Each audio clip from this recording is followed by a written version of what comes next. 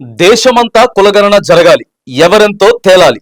Modi RSS కు ఇది నచ్చదు, అందుకే అడ్డుకుంటున్నారు రాహుల్ గాంధీ. తెలంగాణలో మేము చేసిన కులగణన దేశానికే ఆదర్శం. బీసీలకు 42% రిజర్వేషన్లు చారిత్రాత్మకం. ఇంకా మొత్తం కాలేదులే కానీ, పూర్తి స్థాయిలో కాలే కానీ ప్రయత్నం చేశారు. కాంగ్రెస్ పార్టీ తెలంగాణలో ఓ డేర్ స్టెప్ అయితే ఖచ్చితంగా వేసినట్టే. మరి మోదీ గారు ఆలోచన చేయాలి. ప్రతిపక్షంలో ఉన్నటువంటి, కేంద్రంలో ప్రతిపక్షంలో ఉన్నటువంటి కాంగ్రెస్ పార్టీ, మరి వాళ్ళు ఏ రాష్ట్రంలో అయితే అధికారంలో ఉన్నారో ఎవరి వాటా ఎంత, ఎవరి లెక్కలు ఎంత తేల్చేటటువంటి ప్రయత్నం అయితే చేశారు. సరే, దాంట్లో కొంచెం తప్పులు జరిగినాయా లేకపోతే మిస్టేక్స్ కొన్ని ఉన్నాయి, ఇవన్నీ ఓకే. తర్వాత ఇప్పుడు రాబోయేటటువంటి తెలంగాణలో స్థానిక సంస్థల ఎన్నికలలో 42% రిజర్వేషన్ ఇస్తారా? మొన్న అసెంబ్లీలో కూడా బిల్లును ఆమోదించారు. అట్లా స్టెప్ బై స్టెప్ బీసీలకి న్యాయం చేసేటటువంటి ప్రయత్నం, అంటే ఎవరి వాటా వారికే. మరి మోదీ గారు ఎందుకు దీనికి ముందుకు వెళ్ళట్లేదు? అనేక రాష్ట్రాలలో మీరు అధికారంలో ఉన్నారు, కేంద్ర ప్రభుత్వం మీదే, వాటా తేల్చాలి కదా, వాళ్ళకు కూడా రిజర్వేషన్లు పెంచాలి, రిజర్వేషన్లు ఇవ్వాలి.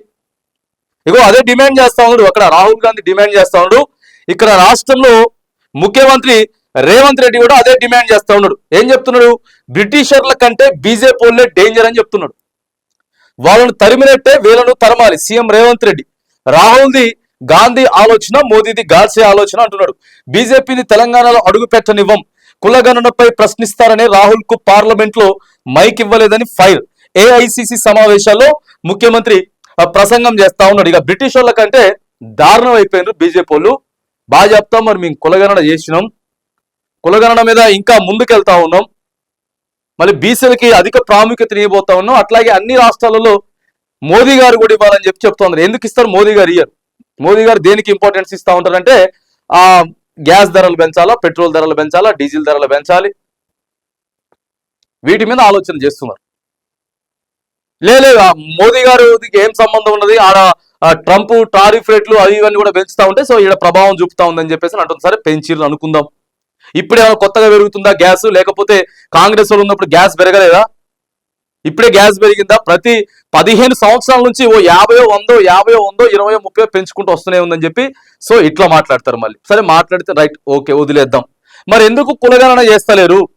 బీజేపీ ప్రభుత్వం చిత్తశుద్ధి ఉంటే బీసీల మీద ఎందుకు ఒక అడుగు ముందుకేయట్లేదు? ఓ డేర్ స్టెప్ కాంగ్రెస్ పార్టీ వేసింది కదా తెలంగాణలో, మీరు ఎందుకు చేయలేకపోతా ఉన్నారు?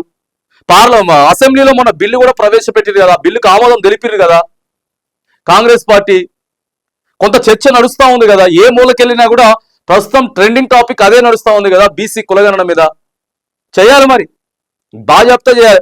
దాని గురించి మాట్లాడుతున్నట్టే ఆయన ఏం చెప్తున్నాడట, ఆయన మాట్లాడాలి, ఆయన చెప్పాలనుకుంటే మైక్ ఇస్తలేరట. ఎవరెంతో తేలాలి, ఖచ్చితంగా తేలాలి. ఎవరెంతో తేలాలి, ఎవరి వాటా ఏంది, ఎవరి పర్సంటేజ్ ఏంది అనేది తేలాలి. మా సీఎం రేవంత్, మా టీం దృఢ సంకల్పంతో కులగణన చేపట్టారు. 90% మంది బీసీలు, ఎస్సీలు, ఎస్టీలు, మైనారిటీలు అని తేలింది. తెలంగాణలోనే కాదు, అన్ని రాష్ట్రాల్లో ఇదే పరిస్థితి ఉంది. 50% రిజర్వేషన్ల పరిమితిని ఎత్తివేయాలి. మేము తెలంగాణలో మొదలు పెట్టాం. పార్లమెంట్ లో మోదీ కులగణన బిల్లు తెస్తే వెంటనే మద్దతిస్తాం. ట్రంప్ టారిఫ్లపై ఆయన ఎందుకు నోరు విప్పుతలే? ఆర్థిక తుఫాన్ పొంచి ఉంది, కోట్ల మంది నష్టపోతుందని ఆందోళన. వక్ చట్టం మతం రాజ్యాంగంపై తాడి అని వ్యాఖ్య. అహ్మదాబాద్ లో ముగిసినటువంటి ఏఐసిసి సమావేశాలు. సో అహ్మదాబాద్ లో జరిగినటువంటి విషయంలో దేశమంతా కూడా కులగణన జరగాలని చెప్పి ప్రధానంగా రాహుల్ గాంధీ డిమాండ్ చేస్తా ఉన్నాడు. తర్వాత తెలంగాణలో మరి ఖచ్చితంగా చేసిర్రా కులగణన? ఓకే, ఒక చర్చ అయితే నడిచింది. దేశవ్యాప్తంగా కూడా కులగణన నుంచి కొంత మీరు మాట్లాడేటటువంటి ప్రయత్నం చేస్తా ఉన్నారు. కానీ జరిగిందా? మరి బీసీల సంఖ్య తక్కువ చేసి చూపించిర్రా? స్థానిక సంస్థల ఎన్నికల్లో పూర్తి స్థాయిగా రిజర్వేషన్లు ఇవ్వబోతా ఉన్నారా? రాబోయేటటువంటి ఆ అసెంబ్లీ ఎన్నికలలో కూడా ఆ రిజర్వేషన్ల ప్రకారమే మరి ఎమ్మెల్యే స్థానాలు కూడా కేటాయించబోతా ఉన్నారు. వీటన్నిటి మీద ఖచ్చితంగా క్లారిటీ ఇవ్వాలి. బీసీ కులగణన అనేది ఏదైతే తెలంగాణలో చర్చనీయాంశంగా మారిందో, మరి దేశం మొత్తం కూడా బీజేపీ కూడా బీసీలకి న్యాయం చేయాలి, కులగణన చేయాలి. దేశం అంతటా కూడా కులగణన ఖచ్చితంగా చేయాలి. వీటి మీద ఇక తెలంగాణ ముఖ్యమంత్రి రేవంత్ రెడ్డి, తర్వాత ఏఐసిసి పెద్దలు రాహుల్ గాంధీ గారు కూడా మరి దేశవ్యాప్తంగా దీని మీద చర్చ జరగాలని చెప్పి మోదీ మీద, అధికార పార్టీ మీద కొంత ప్రెజర్ తెచ్చేటటువంటి ప్రయత్నం అయితే మరి ఇక్కడ మనం చూస్తా ఉన్నాం.